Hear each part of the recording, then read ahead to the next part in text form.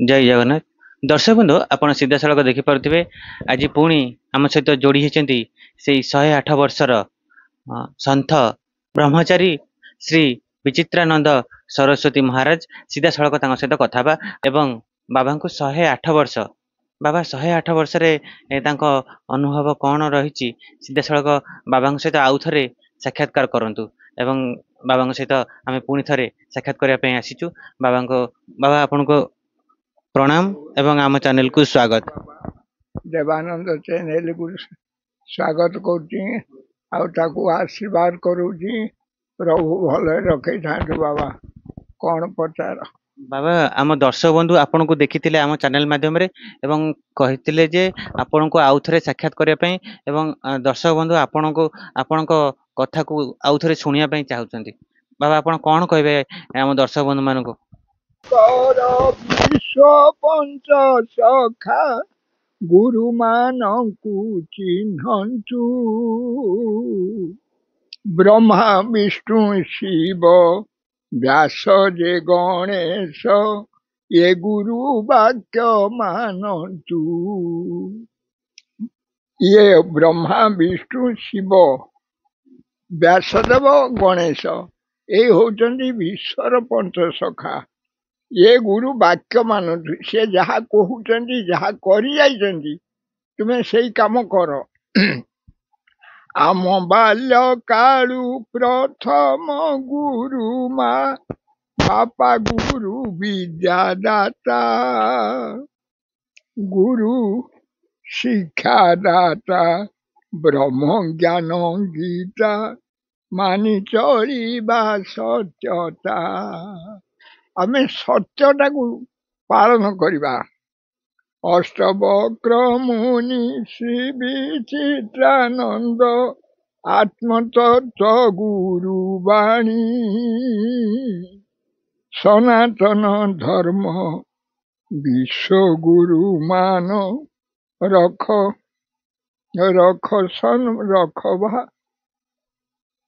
रख ये शिक्षार वाणी।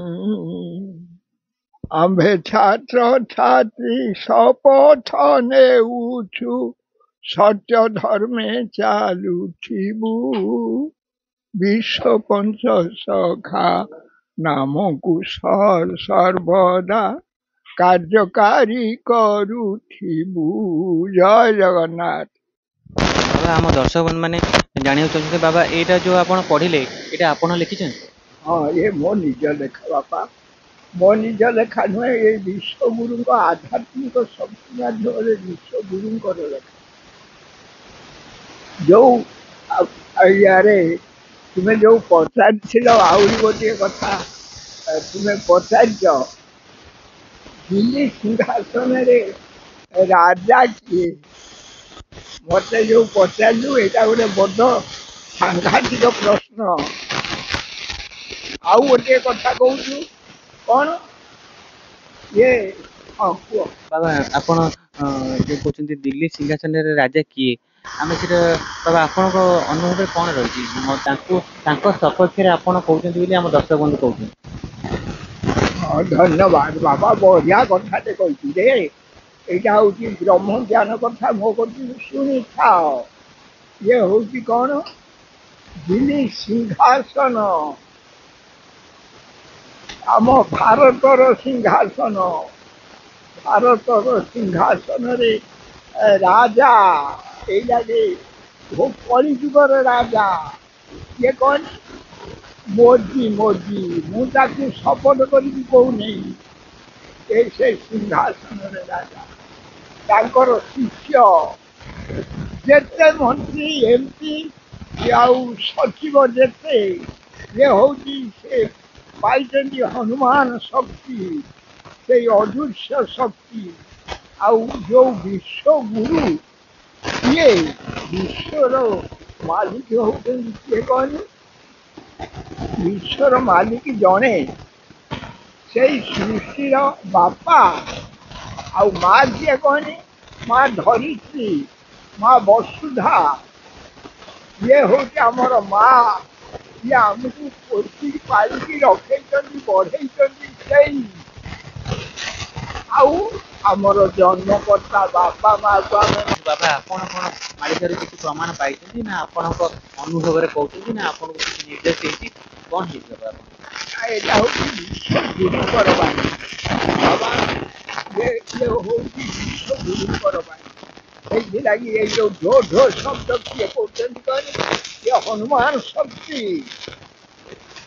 এই ଯୋଉ ଶବ୍ଦ ଶୁଣିଲି ଏଇଲାଗେ ସେ ଶବ୍ଦ ହନୁମାନ ଶକ୍ତି। ଆଉ ସେ ଯୋଉ କଥାଟି କହିଲି ଯେ ଡାଇରେକ୍ଟ ବିଶ୍ୱଗୁରୁଙ୍କର ଏଇଟା ଶୂନ୍ୟବାଣୀ। ଏଇଟା ଶୂନ୍ୟବାଣୀ ମତେ ହେଇଛି। ମୁଁ ସେଇଗୁଡ଼ା ଦେଖିଛି। ମୁଁ ସାବଧାନ କରଉଛି। ମୁଁ ଆଜି ପର୍ଯ୍ୟନ୍ତ ମୁଁ ପାଠ ପଢିନି ରେ ବାପା।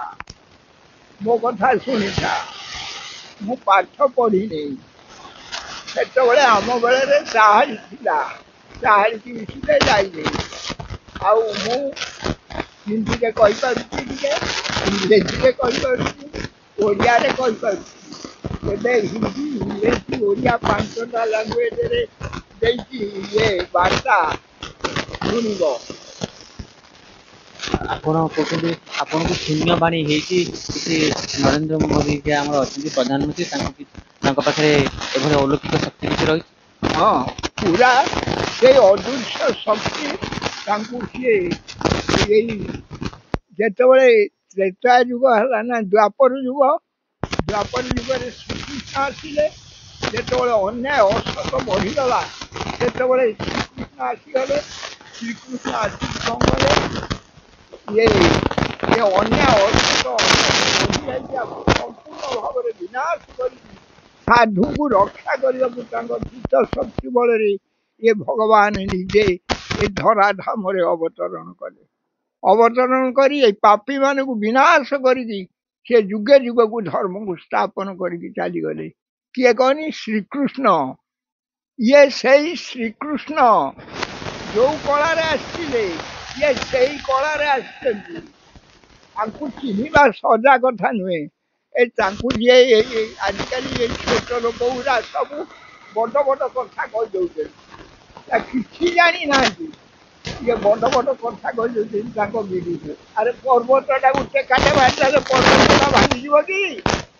ନା, ତମ ହାତ ଘୋଡ଼େଇ ହବ। ସେଥିଲାଗି ସାବଧାନ ହେଇଯାଅ। ବାବା ଆପଣ କହୁଛନ୍ତି ଆପଣଙ୍କୁ ଶୂନ୍ୟବାଣୀ ହେଇଛି, ମାଳିକାରୁ କିଛି ବାବା ପ୍ରମାଣ ଆପଣ ପାଇନାହାନ୍ତି? ଇଏ ହେଉଛି ଶୂନ୍ୟବାଣୀ। ଆପଣ କହୁଛନ୍ତି ଶୂନ୍ୟବାଣୀ ହେଇଛି। ବାବା ଆପଣଙ୍କ ବିଷୟରେ ଟିକେ କୁହନ୍ତୁ। ବାବା ଆପଣଙ୍କୁ 108 ବର୍ଷ ହେଲାଣି। ଆମ ଦର୍ଶକମାନେ ବହୁତ ଆପଣଙ୍କୁ ଭଲ ପାଇବା ଦେଉଛନ୍ତି ଏବଂ ଦେଖୁଛନ୍ତି ଆପଣଙ୍କୁ। ଆପଣଙ୍କ କଥା ଶୁଣିବା ପାଇଁ ଇଚ୍ଛୁକ ଅଛନ୍ତି।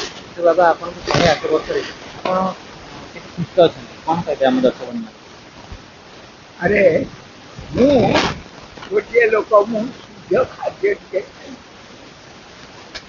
ଆଉ ଆଜି ପର୍ଯ୍ୟନ୍ତ ଗେଞ୍ଜି ପଞ୍ଜାବୀ ଜୋତା ପିନ୍ଧିନେଇ, ସାର୍ଟ ପିନ୍ଧିନେଇ, ଦୋକାନରୁ ବାକି କରିକି ଖାଇନେଇ, କାହାକି ଠକିବାକୁ ଚେଷ୍ଟା କରିନେଇ। ଆଉ ଚୁଟି ଖିଅ ରହିନି, ମୋ ଜନ୍ମ ଚୁଟି ପଡ଼ିନି। ଆଉ ମୁଁ ଆଜି ପର୍ଯ୍ୟନ୍ତ ବଞ୍ଚିଛି ରହି, ଆଉ କାହାରିକୁ ମାଗୁନି। ଆଉ ଏକମାତ୍ର ସେଇ ପ୍ରଭୁଙ୍କ ସହିତ ଯୋଗାଯୋଗ ରଖିଥିଲି ବୋଲିକି ସେଇ ଯୋଗାଯୋଗ ସେଇ ଅଦୃଶ୍ୟ ଶକ୍ତି ହନୁମାନ ଶକ୍ତିକୁ ମୁଁ ପଠେଇକି ଯେତେକ ନିରଦୃଷ୍ଟ ଲୋକ ହେଇଯାଇଥାନ୍ତି ତାଙ୍କର ସନ୍ଧାନ ଦିଏ। କେଉଁଠି ଅଛନ୍ତି, କ'ଣ କରୁଛନ୍ତି ସବୁ ଦେଖେଇଛି। ଏମିତିକି ରାଜନୀତି ବିଷୟରେ ଦେଖେଇଛି। ଇଏ ତାଙ୍କ ବୁଶ ପାଖରେ ଯୋଉ ମା ଥିଲେ, ଏଇ ଆମର ଇଞ୍ଜିନିୟର,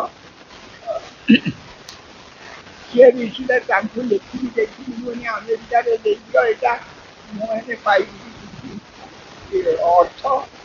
ସେ ତାକୁ ଦେଲେନି, ତାକୁ ରଖିନେଲେ। କହିଲେ ଆରେ ଏ କଥା ପାଇଗଲେ, ଖବର ପାଇଗଲେ, ମୁଁ ଲାଡ଼େନ ଖବର ନେଇ ଦେଖିକି ତାଙ୍କରି ଛୁଆକୁ ବସେଇକି ଦେଖି। ଆଜିର ଅଧ୍ୟାୟକୁ ଏଇଠି ବିରାମ ଦେଉଛି। ଆଉ ଏକ ନୂତନ ଅଧ୍ୟାୟରେ ଆପଣଙ୍କ ସହିତ ସାକ୍ଷାତ ହେବ। ସେ ପର୍ଯ୍ୟନ୍ତ ରହୁଛୁ। ଜୟ ଶ୍ରୀ ଜଗନ୍ନାଥ, ଜୟ ପାଞ୍ଚ।